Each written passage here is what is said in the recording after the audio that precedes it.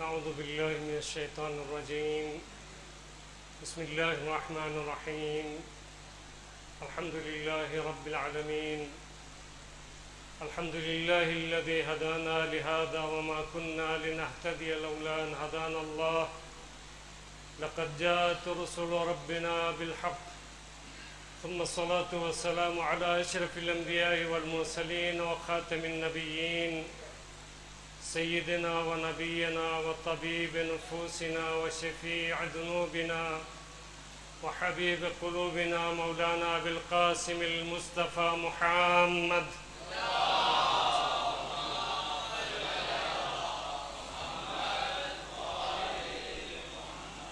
وعلى آله الأطيبين الأطهرين الغر الميامين الهداة المهديين الذين أذهب الله عنهم الرجس وطهرهم تطهيرا.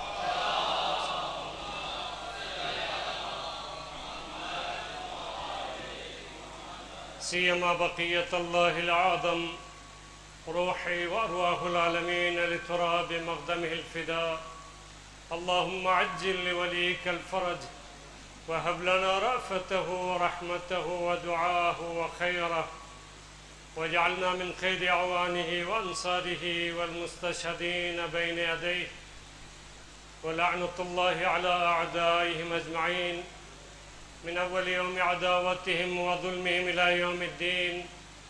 أما بعد، فقد قال الله سبحانه وتعالى في كتابه المجيد وهو أصدق القائلين وقوله الحق. بسم الله الرحمن الرحيم. فمن حاجك فيه من بعد ما جاءك من العلم فقل تعالوا ندعو أبناءنا وأبناءكم ونساءنا ونساءكم وأنفسنا وأنفسكم ثم نبتهل فنجعل لعنة الله على الكاذبين. أوصيكم عباد الله ونفسي بتقوى الله فإن خير الزاد التقوى. بندگان خدا، میں اپنے آپ کو اور آپ سب کو تقوی الہی کی تلقین کرتا ہوں، جو بہترین زادرہ ہے، بہترین توسع آخرت ہے. خداوند متعال اس عالم فنا سے عالم بقا کی طرف زیادہ سے زیادہ زادرہ، تقوی، پرہیزگاری کا جو سامان ہے زیادہ سے زیادہ حاصل کرنے کی خدا ہمیں توفیق عنایت فرمائے.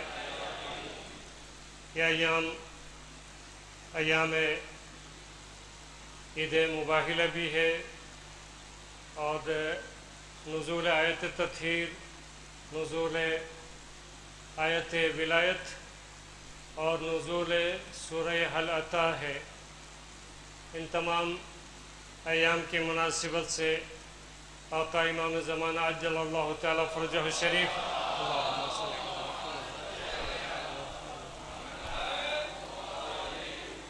آقا کے محضر اقدس میں اور آپ تمام مومنین کی خدمت میں تبریک و تہنیت عرض کرتا ہوں، اس دعا کے ساتھ کہ خداوند متعال ان بابرکت ایام کے فیوز و برکات و ثمرات سے بہترین استفادہ کرنے کی خدا ہمیں توفیق عنایت فرمائے.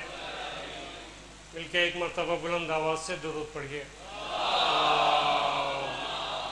صلی علی محمد وآل محمد.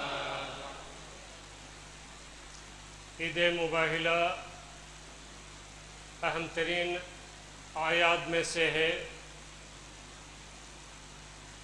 بہت جہاں جہاں اہل بیت اطہار علیہ السلام کے فضائل بیان ہوئے ہیں قرآن کریم میں، وہاں کوشش کی گئی کہ کچھ اور افراد کو شامل کیا جائے، لیکن مباہلہ وہ میدان ہے کہ جہاں پر کسی کی ہمت نہیں ہے کسی اور کو شامل کرنے کی. خداوند متعال نے حکم دیا سورہ توبہ 119ویں آیت میں، یا ایھا الذین آمنوا اتقوا اللہ وَكُونُوا مَعَ الصَّادِقِينَ کہ خداوند متعال فرماتا ہے اے صاحبان ایمان تقوی اختیار کرو اور سچوں کے ساتھ ہو جاؤ،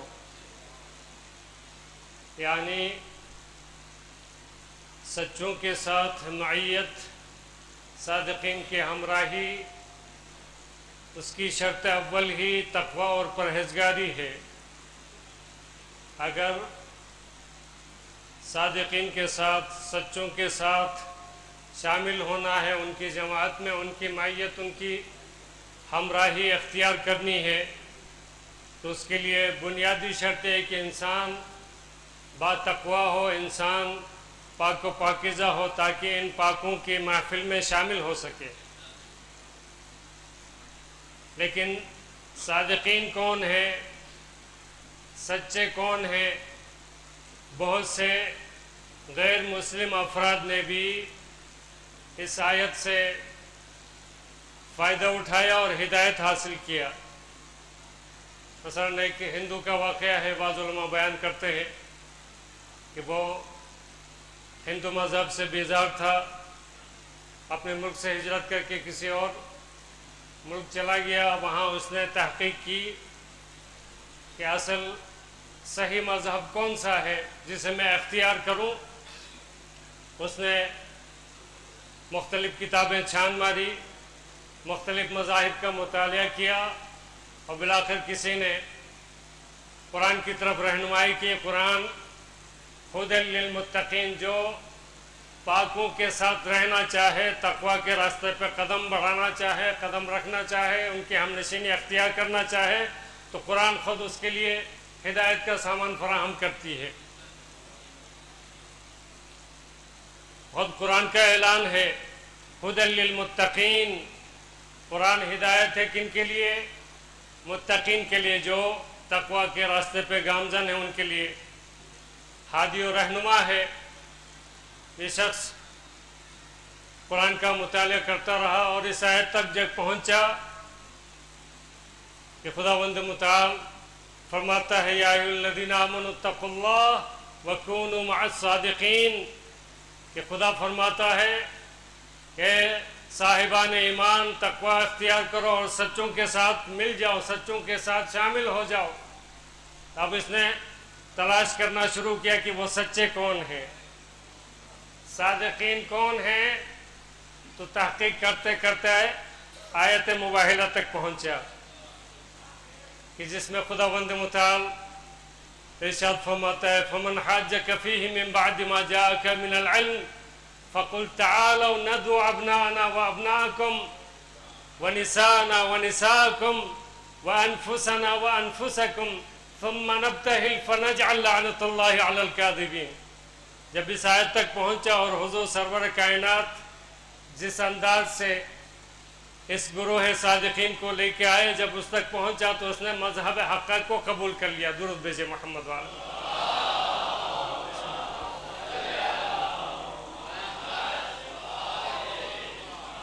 یہی مذہب حق ہے جو صادقین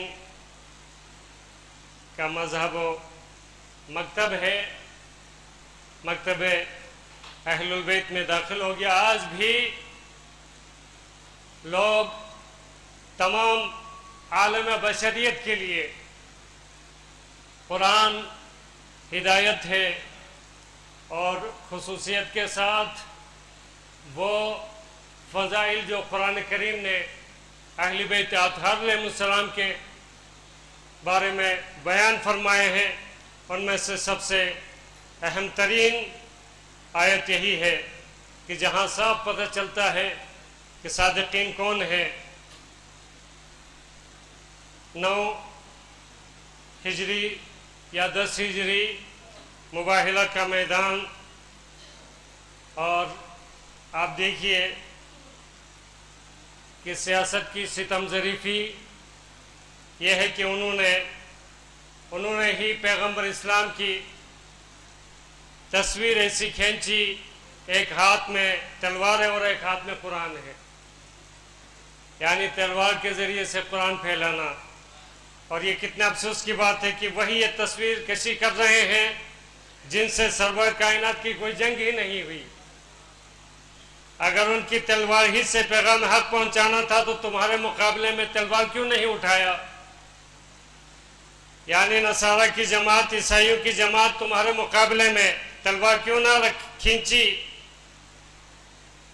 اور واقعہ آپ کے سامنے ہے کہ جب حضور سرور کائنات صلی اللہ علیہ وآلہ وسلم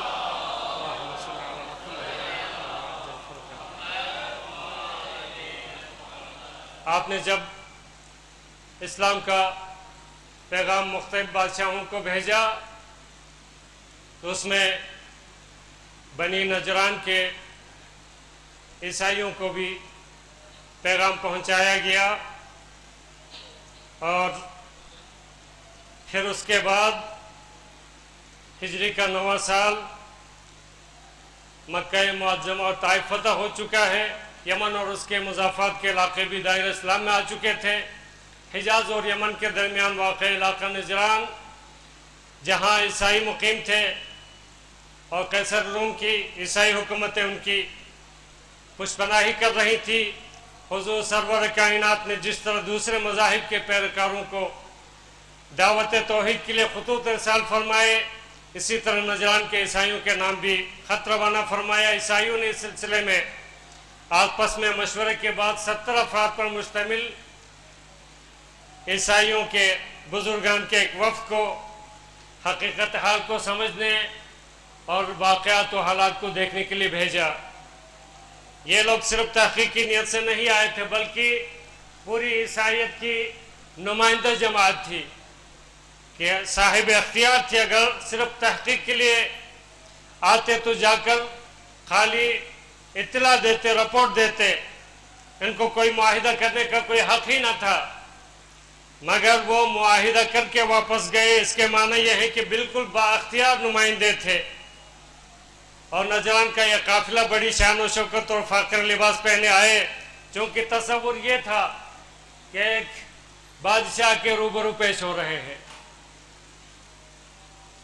حریر و دیبا کے لباس بنوائے، سونے چاندی سے لدے پھندے سب حضور کی خدمت میں آئے، تو حضور کا رخ اس طرف تھا جدھر وہ تھے، وہ ابھی سامنے تھے کہ آپ نے رخ موڑ لیا۔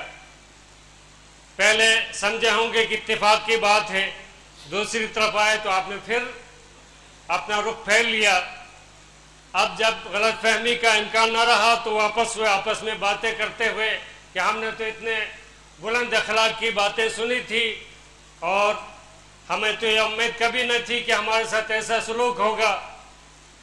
خبریں اتنی تواتر سے تھی کہ اپنا مشاہدہ اس کے مقابلے میں جم نہیں رہا تھا، ورنہ بس رائے قائم کر لیتے کہ خبریں غلط تھی، جا کر کہہ دیتے کہ اور کیا بحث کریں، یہی بات غلط نکلی، مگر وہ خبریں اتنی طاقتور تھیں کہ مشاہدہ اس کے مقابلے میں جم نہیں رہا تھا۔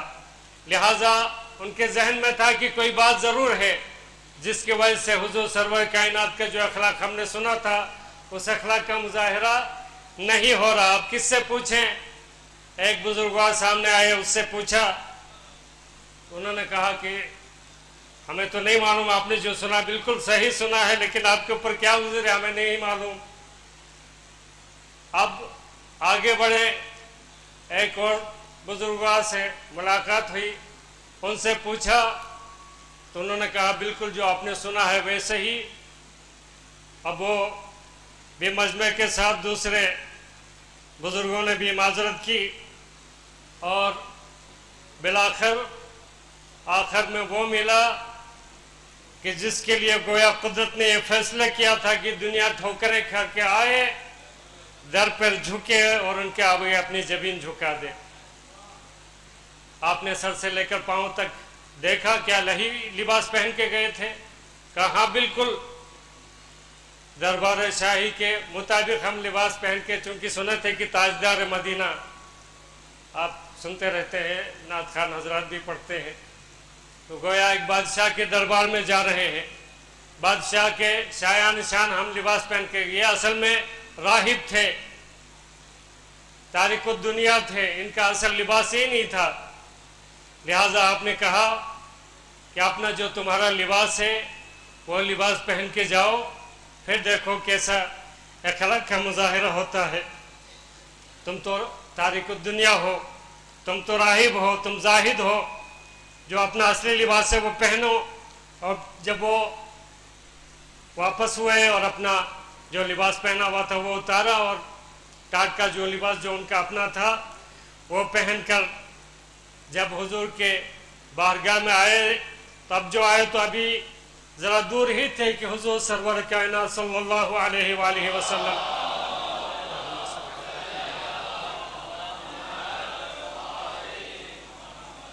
آپ استقبال کے لیے آگے بڑھے اور آپ نے ان کا استقبال کیا، اور انہوں نے بتایا کہ ہم کو وہاں کی جماعت نے بھیجا ہے تاکہ آپ کے دن کے متعلق معلومات کریں۔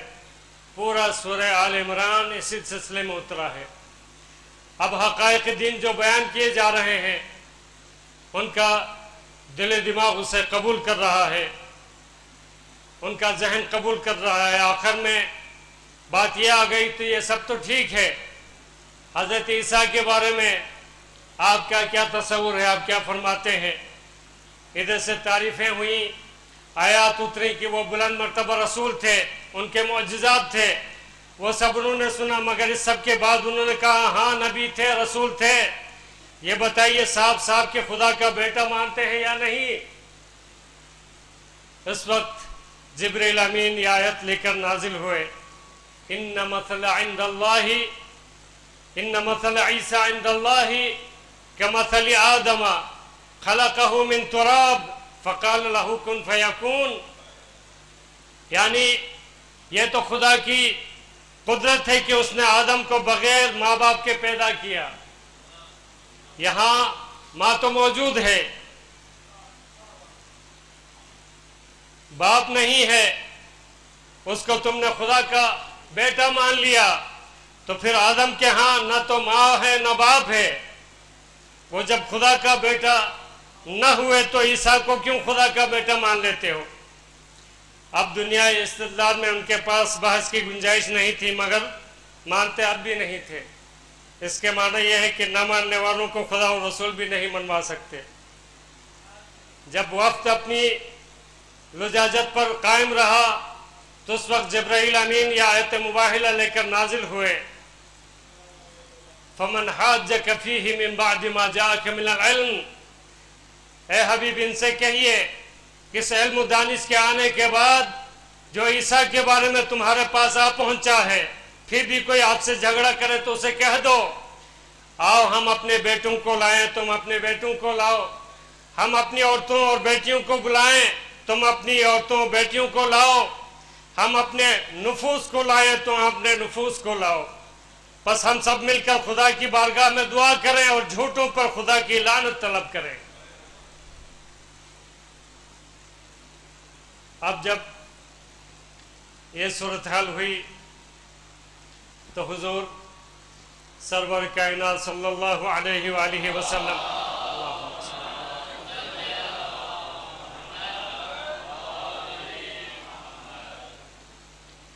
جس ترتیب سے قرآن کریم کی آیات تھی بالکل اسی ترتیب سے افراد کو لے کے آئے۔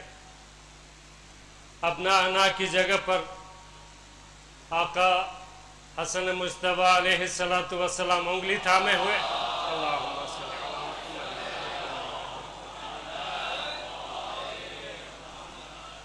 آقا حسین علیہ السلام کو گود میں لیے ہوئے،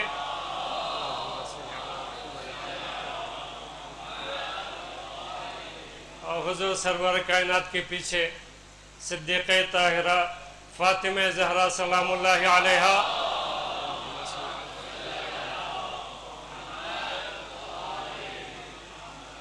اور آخر میں انفسنا کی جگہ پر نفس رسول شاہ مردان امیر المؤمنین علی ابن ابی طالب صلوات اللہ وسلم علیہ،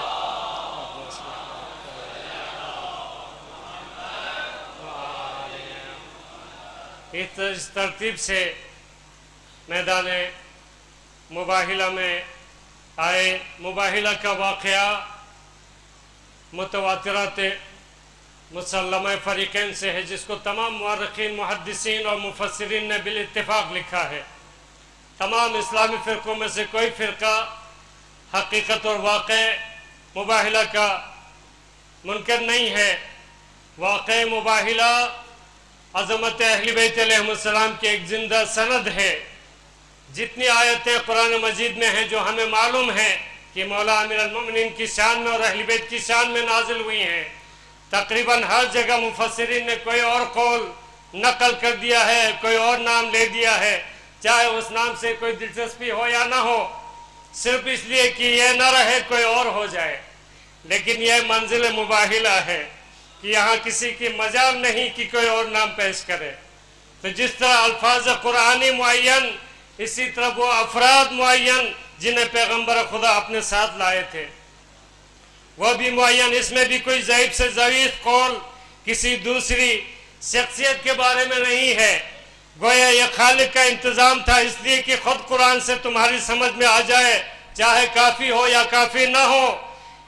جس ترتیب سے پیغمبر خدا کے ساتھ افراد ہیں، اسی ترتیب سے الفاظ قرآنی ہیں. چاہے دنیا سمجھے کہ رسول کا یہ عمل ارادتاً تھا کہ جس ترتیب سے الفاظ قرآنی ہوں اسی ترتیب سے میں افراد کو لے جاؤں، یا رسول کے علم غیب میں علماء کو اختلاف ہو تو ہوا کرے، اللہ کے علم غیب میں تو کوئی اختلاف نہیں ہے. الفاظ قرآنی کی ترتیب سے یہ سمجھ میں آتا ہے کہ اللہ کو معلوم تھا کہ رسول کس ترتیب سے افراد مباہلہ کو میدان میں لائیں گے. وہ جس ترتیب سے لانے والے تھے اسی ترتیب سے اللہ نے الفاظ اتارے کہ تاکہ جس لفظ کے معنی سمجھ میں نہ آئے رسول کے ساتھ کے فرق کو دیکھ لو. وہاں سب سے پہلے ابناءنا ہے تو یہاں سب سے پہلے حسنین علیہ السلام رسول کے ساتھ آگے آگے ہیں. وہاں نساءنا ہے تو یہاں خاتون جنت ان کے عقب میں ہے. وہاں سب سے آخر میں انفسنا ہے تو یہاں سب سے عقب میں نفس رسول امیر المؤمنین علی بن ابی طالب علیہ السلام.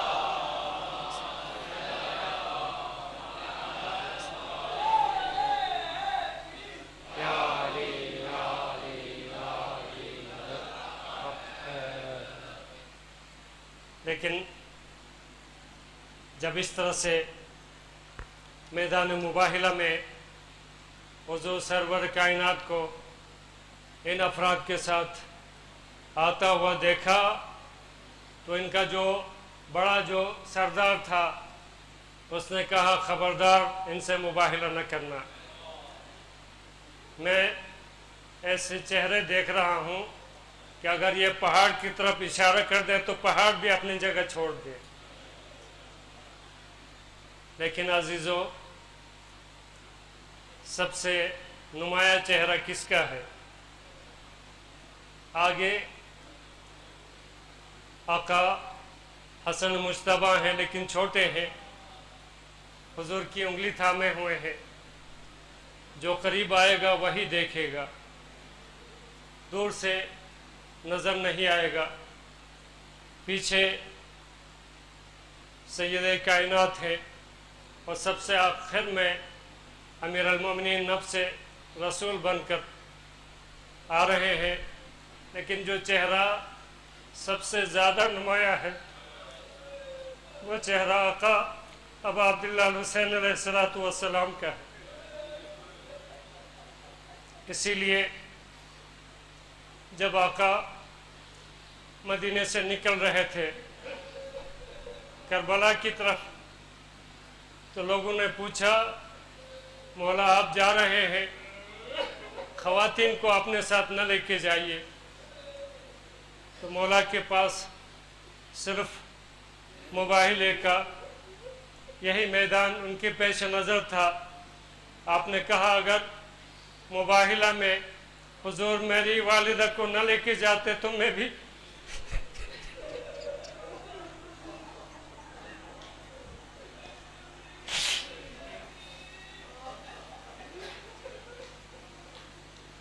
عزیزو ایام ازاکیہ آمد ہے.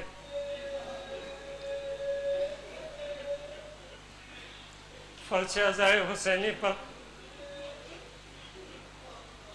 رزق حسینی حاصل کرنے کا وقت قریب ہے۔ عزیزو، فرش عزائے حسینی وہ فرش ہے کہ آدمی جب اس فرش پر بیٹھتا ہے تو فرش سے عرش تک سفر کرنا شروع کرتا ہے۔ عروج ملکوتی آقا سید الشہداء اسے عنایت کرتے ہیں۔ عزیزو، فرش عزائے حسینی پر بیٹھ کر صدیقہ طاہرہ فاطمہ زہرا سلام اللہ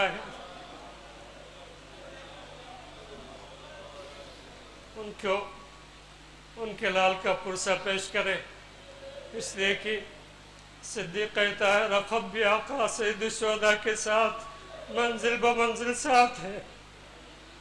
السلام علیکم یا ابا عبداللہ وعلى الأرواح التي حلت بفنائك، عليكم مني سلام الله أبدا ما بقيت وبقي الليل والنهار، ولا جعله الله آخر العهد مني لزيارتكم. السلام على الحسين وعلى علي بن الحسين وعلى أولاد الحسين وعلى أصحاب الحسين بار لها. ہماری تمام طاعت عبادات کو اپنی بارگاہ میں قبول فرما، ہمارے محرومین کی مغفرت فرما، تمام مومنین و مومنات دنیا میں جہاں کہیں بھی آباد ہیں سب کی جان مال عزت و آبرو کی حفاظت فرما، سب کو صحت و سلامتی کے ساتھ طول اور عنایت فرما، سب کی پریشانیوں کو دور فرما، سب کی مشکلات کو آسان فرما، جو بیمار ہیں انہیں صحت کاملہ اور عاجلہ عنایت فرما، جو مقروض ہیں انہیں بارقرض سے نجات عطا فرما، جو بے روزگار ان کو روزگار کے اسباب عنایت فرما۔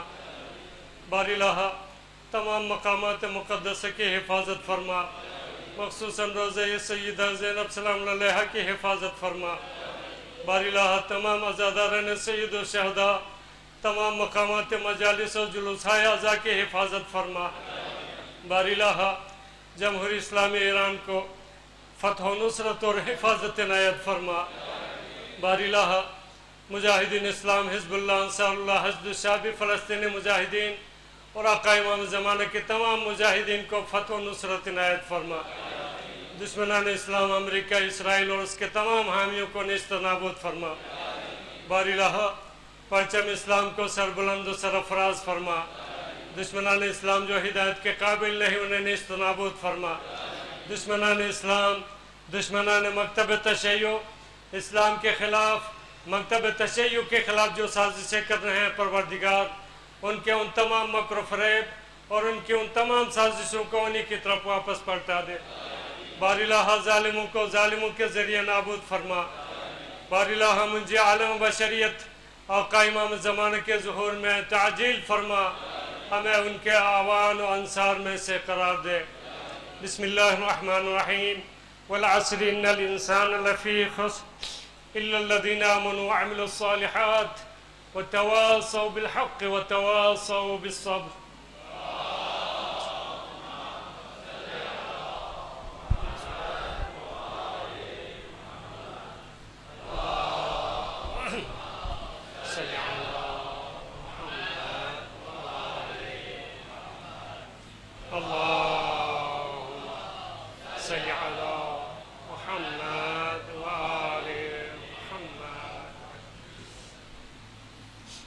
أعوذ بالله من الشيطان الرجيم. بسم الله الرحمن الرحيم. الحمد لله رب العالمين. اللهم لك الحمد بديع السماوات والأرض ذا الجلال والإكرام، رب الأرباب وإله كل مألوه وخالق كل مخلوق ووارث كل شيء، ليس كمثله شيء وهو بكل شيء محيط. أنت الله لا إله إلا أنت الأحد المتوحد الفرد المتفرد، وأنت الله لا إله إلا أنت الكريم المتكرم العظيم. والصلاة والسلام على محمد النبي الرحمة سيد المرسلين، وعلي بن أبي طالب سيد الوصيين، وفاطمة الزهراء سيدة نساء العالمين وحسن المجتبى حجة الله على الخلق أجمعين والحسين سيد المظلوم وارث أمير المؤمنين وعلي بن الحسين زين العابدين ومحمد بن علي باقر علم الأولين والآخرين وجعفر بن محمد الصادق الصديق والمقتدي بآبائه الصالحين وموسى بن جعفر الكاظم من أولاد النبيين وعلي بن موسى الرضا من عترة بررة المتقين ومحمد بن علي الجواد ولي المؤمنين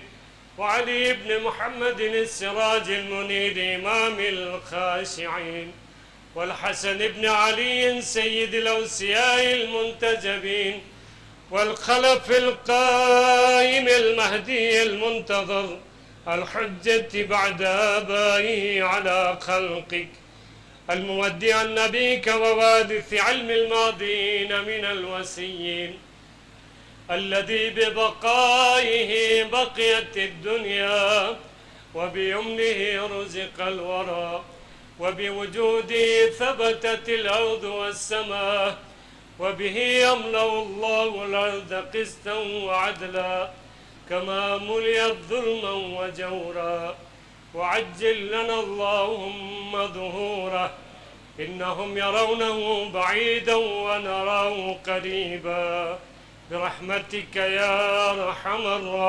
الراحمين.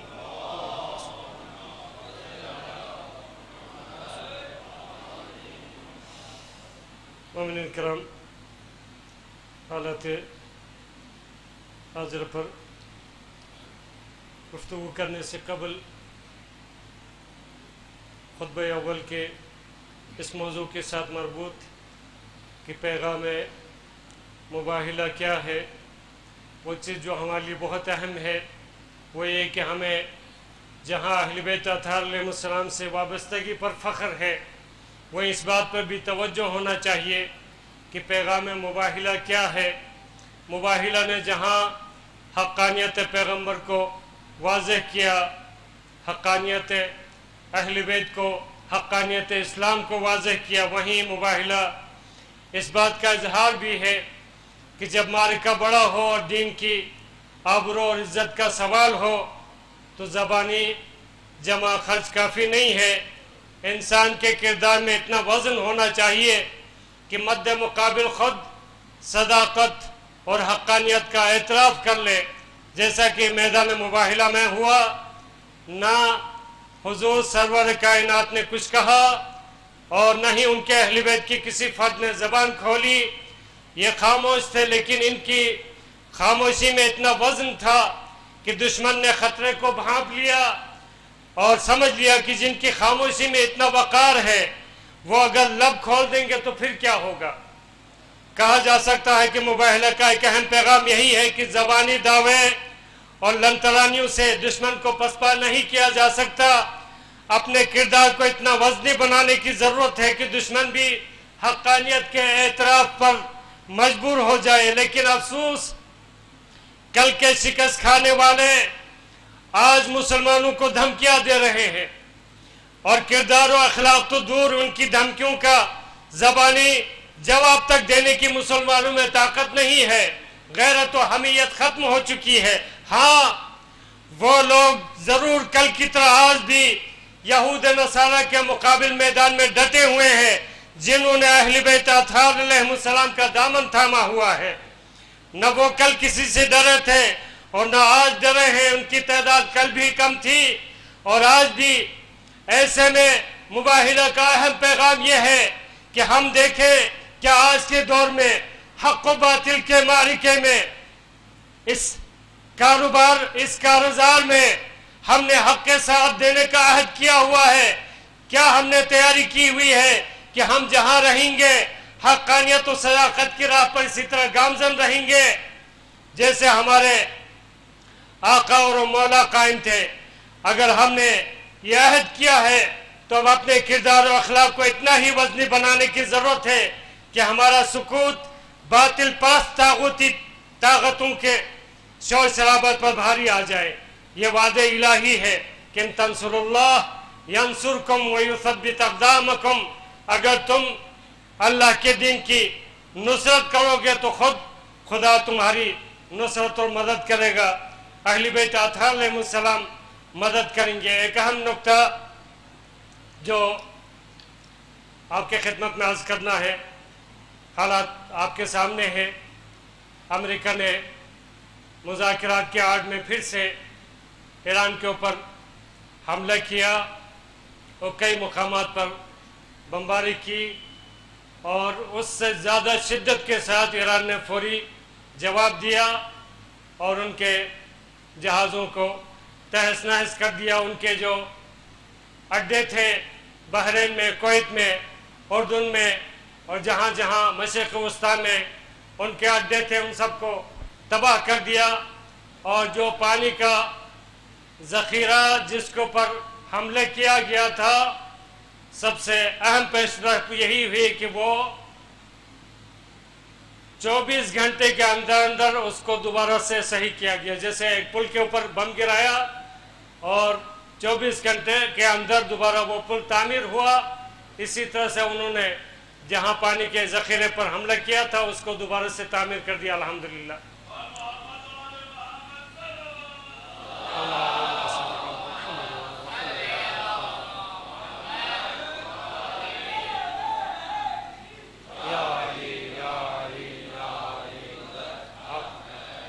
الحمدللہ جمہوری اسلامی ایران قوی ہے اور قوی تر رہے گا انشاءاللہ، اور دشمن جو شکست سے دوچار ہے وہ بہانے تلاش رہا ہے باجت طریقے سے اس جنگ سے نکلنے کی، لیکن اس جنگ سے وہ نکل نہیں پا رہا، اور ابھی ہرمزگان کو مکمل طور پر جمہوری اسلامی ایران نے بند کیا ہوا ہے، کسی بھی جہاز کو گزرنے کی اجازت نہیں ہے۔ پوری دنیا کی معیشت، میں بارہا آپ کے خدمت میں عرض کرتا ہوں کہ پورے دنیا کی معیشت اس وقت جمہوری اسلامی ایران کے توانا اور طاقتور ہاتھ میں ہے، اور کبھی بھی اس تسلط کو چھڑا نہیں سکتے۔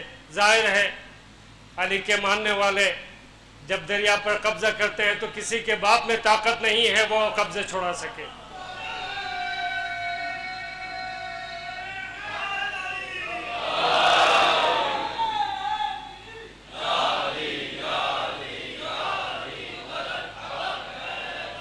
جب اولاد فرزندان علی و زہرا جب گھاٹ پہ قبضہ کرتے ہیں تو دنیا کی کوئی طاقت اس قبضے کو چھوڑا نہیں سکتی ہے۔ انشاءاللہ خداوند متعال جمہوری اسلامی ایران کو مزید فتوحات عنایت فرمائے گا، اور یہ انقلاب آقا امام زمانہ سے متصل ہو کے رہے گا، جس طرح سے رہبر شہید نے فرمایا کہ فتح یقینی ہے، اس میں ذرا برابر بھی شک نہیں ہے۔ انشاءاللہ فتح نہائی جمہوری اسلامی ایران کو حاصل ہوگی، اور دشمن پہلے سے زیادہ ذلیل و رسوا ہوگا۔ دشمن نے کوشش کی تھی حزب اللہ کے اوپر جو حملے کیے زاہیہ کے اوپر، اور اس حملے کے نتیجے میں جمہوری اسلامی ایران نے بھرپور طریقے سے جواب دیا۔ اس کے بعد دشمنوں کے صف میں ابھی مکمل سکوت طاری ہے۔ انشاءاللہ جس طرح سے رہبر نے بشارت دی ہے، رہبر شہید نے، کہ اسرائیل آئندہ 25 سال نہیں دیکھ پائے گا، بلکہ اس سے کم تر وقت میں انشاءاللہ اسرائیل نابود ہو کر رہے گا۔ یہ وعدہ الہی ہے انشاءاللہ۔ ایک اہم ترین نقطے کی طرف آپ کی توجہ مبذول کرانا ضروری ہے کہ ایام عزا کی آمد ہے۔ ایام عزا میں ہر سال آپ کی خدمت میں عرض کرتا ہوں، بانیان مجالس کی جو ذمہ داری ہے، سامعین کی جو ذمہ داری ہے، خطبہ اہل منبر کی جو ذمہ داری ہے، مشکل یہ ہے کہ جس شخص کی جو فیلڈ ہے اسی فیلڈ میں رہے تو کوئی مشکل نہیں ہے۔ ایک شخص کی ایک فیلڈ میں مہارت ہے، وہ اپنی مہارتیں وہاں دکھا دے، لیکن جہاں اس کی فیلڈ نہیں ہے، جو اس کا میدان نہیں ہے، اس میدان میں آ کر اپنے آپ کو ذلیل و رسوا نہ کرے۔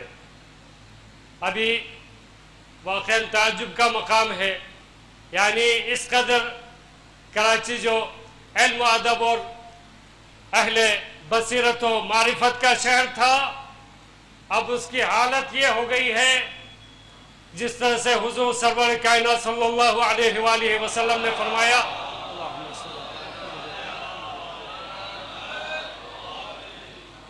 کہ میرے بعد میرے ممبر پر بندر ناچیں گے۔ آج وہی صورتحال سامنے ہے۔ جو شخص قرآن سے ہدایت نہیں لے سکا، قرآن ہدایت ہے کس کے لیے؟ ہدی للمتقین، صاحبان تقوی کے لیے۔ جس کا ظاہر قرآنی نہیں ہے، جس کا ظاہر اسلامی نہیں ہے، وہ ممبر پر بیٹھ کے لوگوں کو قرآن کا درس دے گا۔ اس سے زیادہ پستی علم کی اور علم و معرفت و بصیرت کی اس سے زیادہ کیا ہوگی؟ جو افراد اس کو سننے جائیں گے، پھر ان کے ایمان اور ان کے بصیرت کا اصل میں مشکل یہ ہے کہ جس طرح سے ایران انقلاب اسلامی اور جمہوری اسلامی ایران میں جو واقعات اور رونما ہوئے، مخصوصاً رہبر شہید کی شہادت کے بعد پوری دنیا متحد ہو گئی ہے اور پورا عالم اسلام متحد ہو گیا ہے سوائے چند تکفیریوں کے۔ اس اتحاد کو توڑنے کے لیے مختلف جگہوں سے دوسروں کے ہاں بھی ہمارے ہاں بھی کوششیں ہوں گی۔ ابھی ممبر پر وہ افراد لائے جائیں گے جو اس اتحاد کو توڑنے کی کوشش کریں گے۔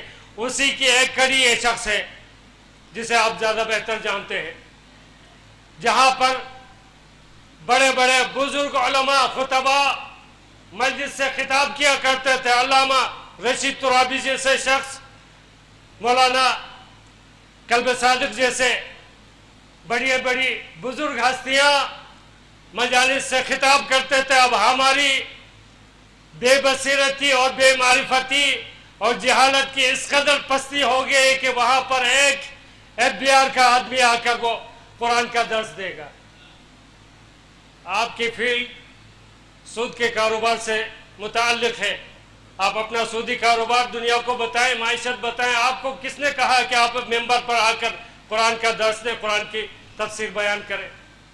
خداوند متعال ایسے اشخاص کے شر سے ہمیں محفوظ رکھے۔ لہذا ضرورت اس بات کی ہے، اب سامعین کو فیصلہ کرنا ہے کن مجالس میں بیٹھنا ہے، کن مجالس میں، چونکہ اب صورتحال بالکل بدل چکی ہے اور بہت ہی کوششیں کی جا رہی ہے اس اتحاد کو توڑنے کے لیے۔ جب کوئی سامع ہوگا نہیں تو وہ خطیب کس کو سنائے گا؟ لہذا سامعین کی ذمہ داری ہے کہ وہ فرش اعضاء کے انتخاب میں، اب پہلے تو صورتحال دوسری تھی، ماشاءاللہ اہل ممبر جا آتے تھے، ممبر کے اوپر فضائل و مصائب اہل بیت علم دیتے تھے، لوگوں کو ایک شعور دیتے تھے، معرفت دیتے تھے، اور نوجوانوں کے لیے ایک ضابطۂ حیات دیتے تھے آگے کے لیے کہ قرآن اور اہل بیت کی روشنی میں کس طرح سے راستہ طے کرنا ہے۔ لیکن اب مسخرے اور مداری آ کر ممبروں پر قابض ہو گئے ہیں۔ لہٰذا سامعین کی اولین ذمہ داری یہ ہے کہ وہ فرش اعضاء منتخب کر کے بیٹھے کہ فرش اعضاء میں خطیب کون ہے، کیا آپ کا وقت ضائع کر رہا ہے یا آپ کو کسی تحریک کی طرف، نہضت حسینی کی طرف، حرکت حسینی کی طرف، انقلاب حسینی، مقاصد حسین سے آشنا کر رہا ہے یا اس سے دور کر رہا ہے؟ آقا ابا عبداللہ الحسین سے آپ کو قریب کر رہا ہے یا قرآن و اہل بیت سے آپ کو دور کر رہا ہے؟ لہٰذا سوچ سمجھ کر آپ مجالس کا انتخاب کر کے وہاں آپ تشریف رکھیں۔ جناب سید آپ سے راضی ہوں، اہل بیت اطہار آپ سے راضی ہوں۔ خداوندہ بحق محمد و آل محمد علیہ السلام تمام مجالس اعضاء، تمام جلوس اعضاء، تمام عزاداران سید الشہداء، تمام ماتم داران سید الشہداء کی حفاظت فرما۔ تمام مقامات مقدسہ مخصوصاً روضہ سیدہ زینب سلام اللہ علیہا کی حفاظت کے لیے، جمہوری اسلامی ایران کی فتح و نصرت اور حفاظت کے لیے مجاہدین اسلام کی فتح و نصرت اور دشمنان اسلام کی نابودی کے لیے تمام عزاداروں ماتمداروں جلوسائے اعضاء اور مقامات اعضاء کے حفاظت کے لیے اور بالخصوص برائے تعجیل ظہور فرزند زہرا آقا امام زمانہ 3 مرتبہ بلند آواز سے درود پڑھیے۔